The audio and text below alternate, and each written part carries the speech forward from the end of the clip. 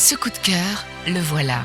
À seulement 30 minutes de Roussillon, le château de Lourmarin est lui aussi un incontournable du Luberon. Un petit chef-d'œuvre classé monument historique. Et pour en connaître les secrets, David le sait, c'est à Caroline qu'il faut s'adresser. Bonjour David. Bonjour Caroline. Tu vas bien? Ça va, merci. Et toi? Très bien. Ravi de t'accueillir au château de Lourmarin. Merci. Lourmarinoise pure souche, elle arpentait les salons de ce colosse déjà toute petite. Aujourd'hui, elle y travaille et en connaît l'histoire sur le bout des doigts. D'entrée, ce qui fascine, c'est la richesse de son architecture. D'ici, ce qui est intéressant, c'est qu'on voit très bien la partie médiévale, qui est la partie 15e construite par le seigneur d'Agou. Et de l'autre côté, à partir de la grande tour, c'est l'aile Renaissance, construite au 16e par les descendants du seigneur d'Agou. Et du coup, ils ont modifié une partie qui existait ou ils ont vraiment tout rajouté? Ça a été rajouté. D'accord. Et la partie Renaissance, c'est vraiment un château de plaisance. Vraiment, on a plus ce sentiment de se défendre. Oui. On a des grandes fenêtres, des grandes doubles fenêtres à meneaux, rythmées par les corniches. Mais ce qui est rigolo aussi, c'est qu'il y a beaucoup d'erreurs de style. Comme c'est le premier château Renaissance en Provence, on ne savait pas très bien parfois comment mettre les éléments. Et on a encore des gargouilles, alors que ça c'est très gothique, on a encore des gargouilles sur la toiture Renaissance.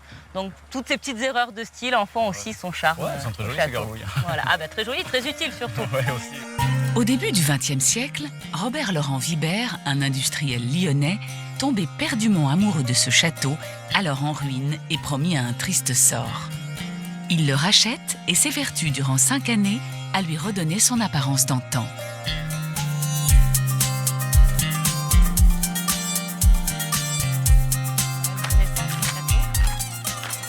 Direction l'aile Renaissance, à la découverte de ses nombreux trésors. Et ça démarre avec un chef-d'œuvre du genre. Alors en fait, là on monte les marches de l'escalier à vis à double torsade du château. Il compte 93 marches et chaque marche est monolithique, c'est-à-dire c'est la même pierre. Une seule pierre. Une seule pierre qui part du mur et qui forme ici la double torsade. Une véritable prouesse architecturale pour l'époque. Rien d'étonnant à ce qu'il ait été si précieusement conservé. C'est après en avoir gravi toutes les marches que nos deux complices arrivent dans la pièce maîtresse du château. Waouh! Quel salon! Ah là, c'est le salon du château. C'est un salon. C'est le salon du château, on l'appelle la salesse du château, cette pièce. D'accord. Donc c'est vrai que ça a beaucoup changé depuis la restauration. Vibert a vraiment remeublé le château, il a vraiment restauré avec une attache très proche de ce qu'avait pu être la construction au XVe et au XVIe siècle. Ici, mobilier de style, gravures et autres objets d'art se disputent l'attention. Autant de témoins des nombreux voyages de Robert Laurent Vibert. Et puis au sol, un carrelage, clin d'œil local.